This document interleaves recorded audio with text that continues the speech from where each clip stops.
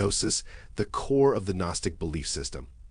The word itself means knowledge, but not just any kind of knowledge. We're not talking about facts and figures, not something you learn from textbooks. No, Gnosis is something deeper, something internal. It's the knowledge of your true self, your divine spark, and your place in the cosmos.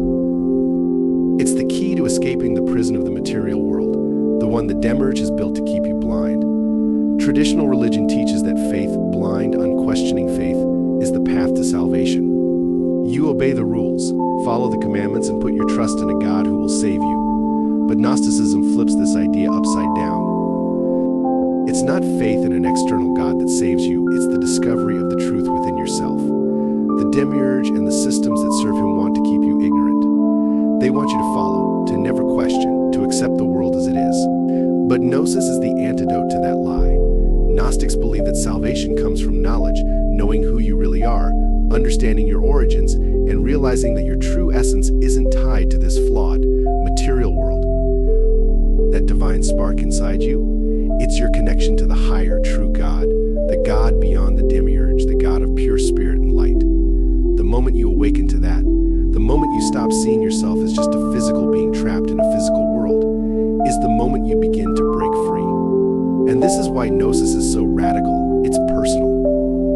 It's not something a priest or a religious leader can hand you. It's not found in rituals or creeds. It's something you discover for yourself. And once you do, once you wake up to the truth of your divine nature, you start to see the world differently. You stop accepting the illusions around you. You start to see through the veil the demiurge has put up, and you realize that the physical world is not the ultimate reality. It's a distraction, a limitation. Gnosis isn't just about intellectual knowledge either. It's a transformational experience. It changes the way you see yourself in your relationship to the universe. You no longer feel powerless, no longer dependent on a distant God to save you. You realize that salvation is already within you. It's been there all along, just waiting for you to unlock it. This idea that knowledge, not blind faith, is the path to salvation challenges everything. It challenges religious authority. It challenges the idea of sin and redemption as taught in traditional Christianity. And it challenges the very nature of how we understand God. And maybe that's why the Gnostic texts were suppressed for so long, because they offer a freedom that organized religion can't control. Think about it. If salvation is something you find within yourself, if it's about awakening to your divine nature rather than obeying rules handed down by an authority, then the whole system starts to break down. You don't need a mediator, you don't need to rely on external validation. You are your own path to enlightenment. So where does this leave us? It leaves us with a choice. We can continue to live in ignorance, blindly accepting the world as it's been handed to us, or we can seek out the truth within ourselves. We can accept the limitations the demiurge has imposed on us, or we can wake up and start breaking those chains. Gnosis is about realizing that you are more than you've been told. You are not just flesh and bone, not just a sinner in need of redemption.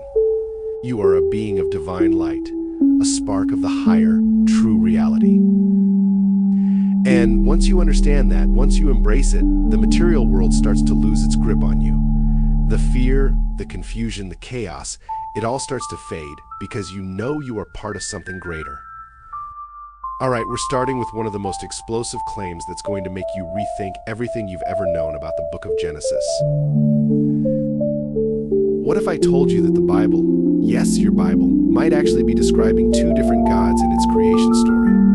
That's right, Genesis 1 and Genesis 2, the cornerstone of creation in Judeo-Christian belief, could actually be showing us two conflicting divine powers. Sound crazy? Maybe. Let me break it down. Genesis 1 gives us that classic, orderly account. It's cosmic, it's grand. A transcendent God hovers over the waters, speaks light into existence, forms the heavens and the earth. It's neat, structured. 6 days of creation, 1 day of rest. This God is powerful, distant, and supreme, like a master architect of the universe. But here's the catch. This version of God is almost too perfect, too untouchable. He's the cosmic force, but he's not really getting his hands dirty. Now fast forward to Genesis 2. The vibe is different. God is no longer this untouchable cosmic force. Suddenly, he's walking in a garden, forming man out of dust, molding him with his own hands, almost like a craftsman. We've shifted from a transcendent creator to an almost human-like figure. It feels off, right? It's a jarring transition. Why the sudden change? This is where the Gnostic interpretation comes in and flips everything upside down. According to Gnosticism, this isn't just one God showing two sides of himself, it's two different beings. The God of Genesis 1, that's the true, higher divine power.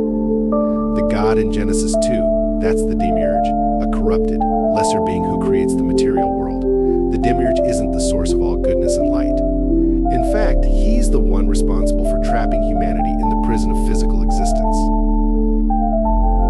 Genesis 1 gives us a perfect world, but by Genesis 2, it's starting to get messy.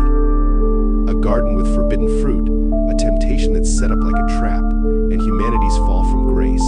It's almost as if the second creation is designed to keep humans ignorant of their true divine origins. The demiurge, in this view, creates the world not out of love, but out of jealousy, jealous of the spiritual light that humanity carries within. His goal: to keep us blind, shackled to the physical world, disconnected from the higher realms. Genesis 2's God isn't just making a mistake by letting humanity fall. No, this was deliberate. The Gnostics argue that this God, this demiurge, isn't interested in human freedom. He wants control. He wants subservience. That's why he forbids Adam and Eve from eating from the tree of knowledge. He doesn't want them to have gnosis, that deeper spiritual knowledge that would awaken them to the truth of their divine nature. This duality, the higher, true God in Genesis 1 and the corrupt demiurge in Genesis 2, is something the church doesn't want you to think about. It completely disrupts the idea of a single, omnipotent, loving creator. It opens up the possibility that the God we see in much of the Old Testament isn't the highest divine power at all, but a lower, flawed being trying to assert control over the material world. And the kicker? This interpretation wasn't buried. It was known. The early church chose to suppress these Gnostic ideas because they challenged the foundations of their power and doctrine. Eden, paradise, or prison? You've probably been told it's a paradise, but what if I told you it was designed as a cage? And not just any cage, one built to keep humanity ignorant and powerless. That's exactly what Gnostic thought suggests. In fact, the God of Eden, the one who kicks Adam and Eve out of the garden, isn't this all-benevolent figure the church paints him to be. No, he's the demiurge, a tyrant who rules over the material world, keeping humanity enslaved under the illusion of paradise. Why would a loving, omniscient God create a perfect garden, place humans there, and then forbid them from accessing the one thing that could make them more like him? Knowledge. The tree of knowledge of good and evil. It's as if he's setting them up to fail. And that's exactly what the Gnostics believed. Eden isn't a gift to humanity, it's a carefully constructed trap. The forbidden fruit, it's the one thing that could open Adam and Eve's eyes to the truth that this God, the demiurge, doesn't want them to know. In Gnostic teachings, Eden represents the illusion of a perfect world. Adam and Eve were never meant to live happily ever after there. The demiurge rules through deception, through limits. He keeps them docile by controlling what they know and what they don't. And it's here that we see the ultimate betrayal of humanity. The very act of creation itself was never about love, it was about control. Eden is a prison disguised as paradise. But what happens next? The serpent, often vilified as Satan in traditional teachings, actually plays a radically different role here. According to Gnosticism, the serpent isn't a deceiver, he's a liberator. Yes, the one we're taught to see as the villain might actually be the hero of this story. His offer to Adam and Eve to eat from the tree of knowledge was an act of rebellion against the demiurge, a chance for them to wake up from their spiritual slumber. Think about the irony. God tells Adam and Eve that if they eat the fruit, they'll surely die. But what happens? They don't die. Instead, their eyes are opened. They see the world as it really is. It's a moment of awakening, and that terrifies the demiurge. He wants humanity to stay in ignorance, to remain blind to the larger spiritual reality beyond the material world he controls. The serpent, on the other hand, wants them to break free from this false paradise. The traditional view makes us think that eating from the tree of knowledge was a sin, but Gnosticism argues it was the first step toward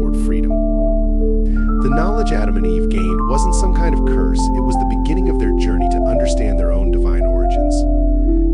And this is what the demiurge feared most, that humanity would discover its true spiritual nature, that they were more than just physical beings trapped in a garden. The punishment that follows, the exile from Eden, wasn't really a punishment.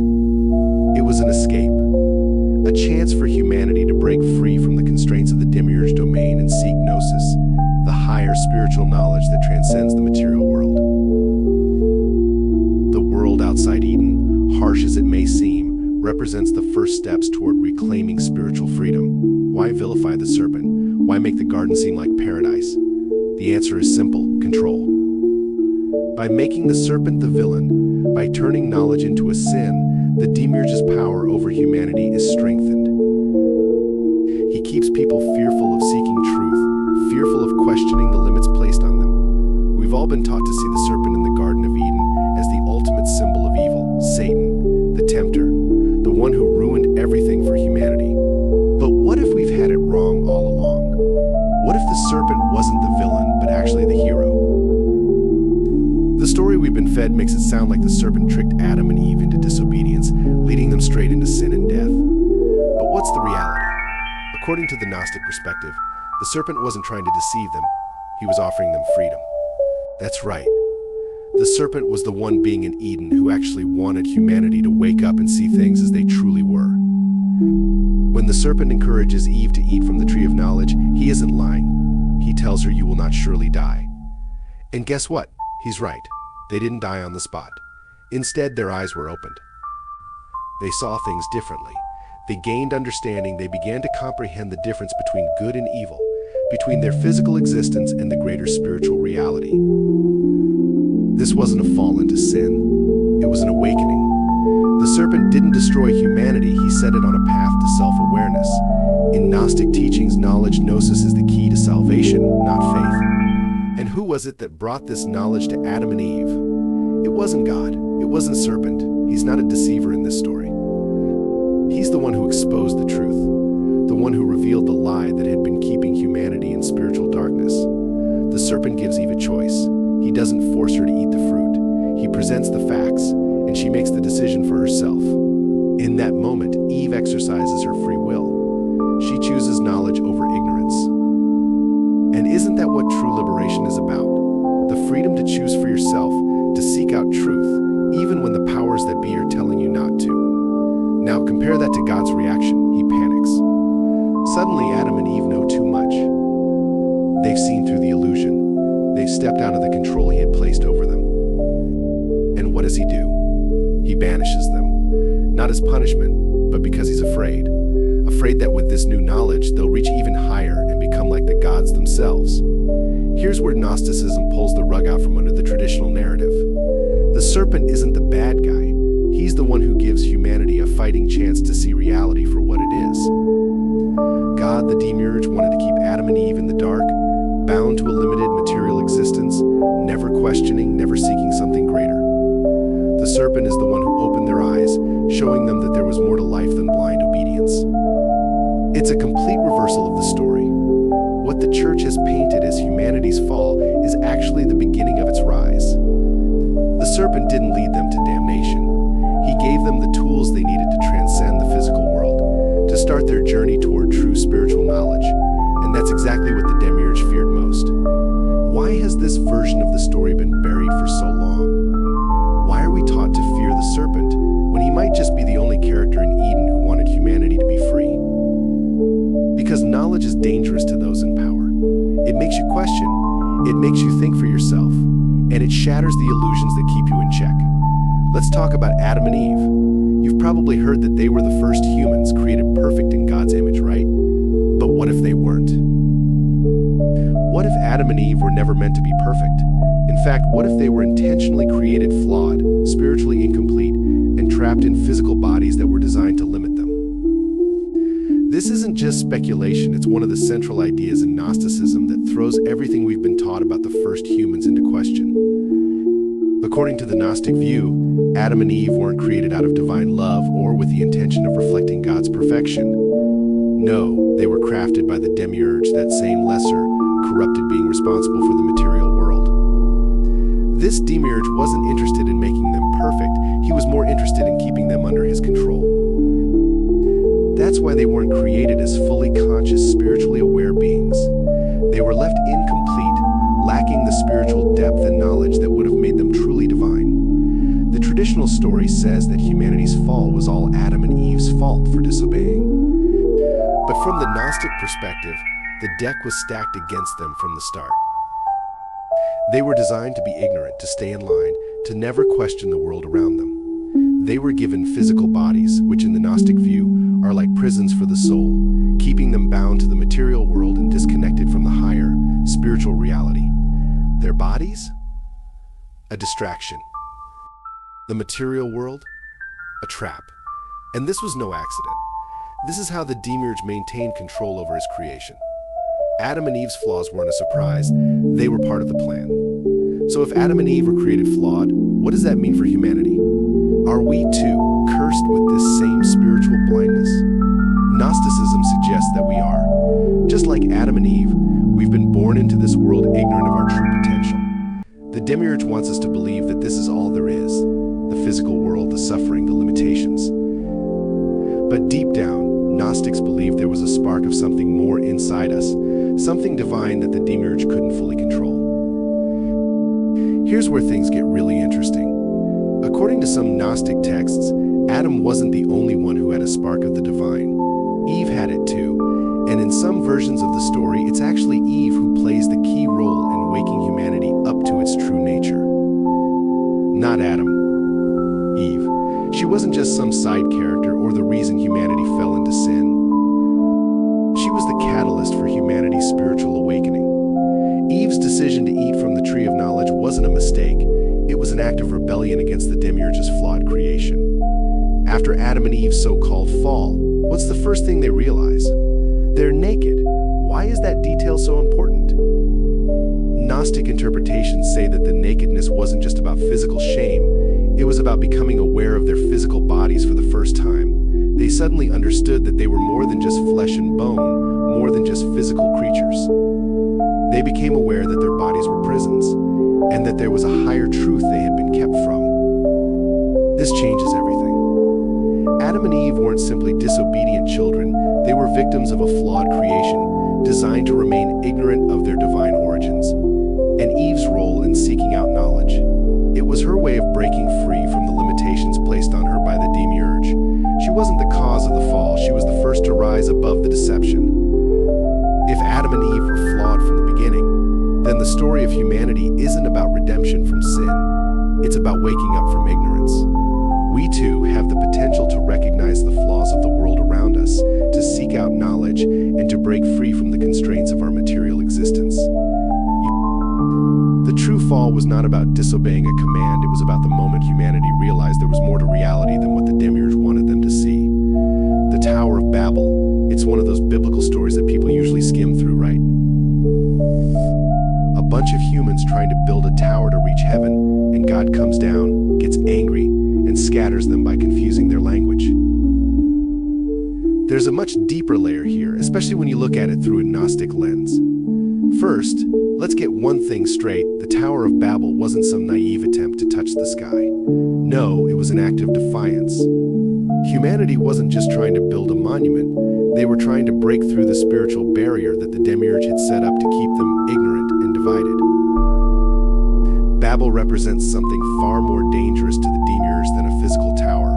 It's the human desire to seek out the divine truth, to break free from the limitations of the material world. The people were unified in purpose. They spoke the same language. They worked together with one goal, to reach the heavens. To the demiurge, this wasn't just a threat, it was an existential crisis. For the first time, humanity was united in their quest for something higher, something beyond the physical world, and that's exactly why the demiurge had to act. But let's pause for a moment. The question is, why was God so afraid of this tower? If he's truly omnipotent, why care about a bunch of humans stacking bricks? The Gnostics have an answer. This wasn't about the height of the tower, it was about knowledge. The people of Babel were on the verge of realizing that the world they lived in was just a construct, a material prison created by the demiurge to keep them from accessing the higher realms of existence. This story isn't about punishing hubris, it's about suppressing human potential. The people of Babel weren't trying to challenge God, they were trying to free themselves from the demiurge control, to reconnect with the higher spiritual truth that had been kept from them. They were on the cusp of enlightenment, and that scared the demiurge. He couldn't allow it. And what does he do? He doesn't destroy the tower. He doesn't strike them down with fire and brimstone. Instead, he uses division. He confuses their language. Suddenly, the people can't understand each other. They are scattered across the earth, divided by language, culture, and misunderstanding.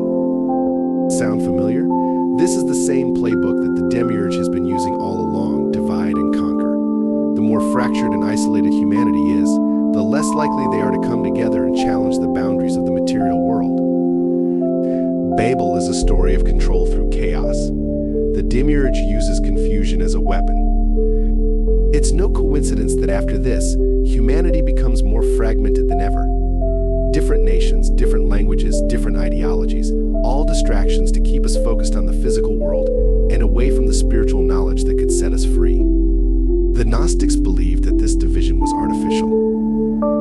We were never meant to be divided by language or culture. We were meant to be unified in our pursuit of spiritual truth. But the demiurge couldn't allow that to happen. The moment humanity began to work together, to seek something higher, he stepped in and threw confusion into the mix. And doesn't that still ring true today? How much of the world's conflict is rooted in misunderstanding, in language barriers, in artificial divisions? We're constantly fighting among ourselves, distracted by the material world, while the true path to freedom, spiritual awakening, remains obscured. That's exactly what the demiurge wants. Keep humanity busy with the illusion of difference, and they'll never realize they have the power to break free. We've talked about the demiurge, the flawed creator who keeps humanity trapped in ignorance. But here's a name you might not hear as often: Sophia. And let me tell you, Sophia isn't just some secondary figure in Gnostic thought. She's the key to understanding the deeper spiritual battle at play in the creation story.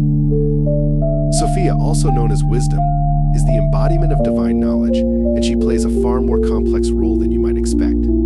Sophia is not like the demiurge. While he's all about control, limits, and keeping humanity in the dark, Sophia represents the very thing that threatens his reign, knowledge, and enlightenment. Sophia had a hand in the creation of the material world, but not in the way you think. According to Gnostic texts, Sophia made a mistake by acting outside the higher divine order. This mistake led to the birth of the demiurge. So while she may have inadvertently set the demiurge in motion, her true role is to help humanity transcend the material prison he created. That's right, Sophia is the antithesis of the demiurge. She's the forgotten hero in the story of creation, the one who wants to awaken humanity to its true spiritual potential. The Gnostics saw Sophia as the divine feminine, the embodiment of wisdom, compassion, and the drive to free humanity from the chains of ignorance. If the demiurge is the one who keeps the world in darkness, Sophia is the one offering the light. And she's been doing it quietly behind the scenes for millennia. What's fascinating here is how this completely reshapes the narrative of creation. Traditionally, we've been taught that the fall of humanity, the entry into sin, was a tragedy. But in Gnostic terms, the so-called fall is where Sophia steps in. Eve, when she eats from the tree of knowledge, is echoing Sophia's own rebellious quest for wisdom. It's not a fall into sin, it's a fall into awakening. The act of seeking knowledge, of breaking free from the demiurge's imposed ignorance, is an act of liberation. And Sophia is the force behind this awakening. And it doesn't stop there. Sophia is present throughout many of the Gnostic texts, constantly working to restore humanity's connection to the divine realm. She is the bridge between our flawed material existence and the higher spiritual truth. While the demiurge tries to sever that connection, Sophia is the one constantly pulling us back toward the light.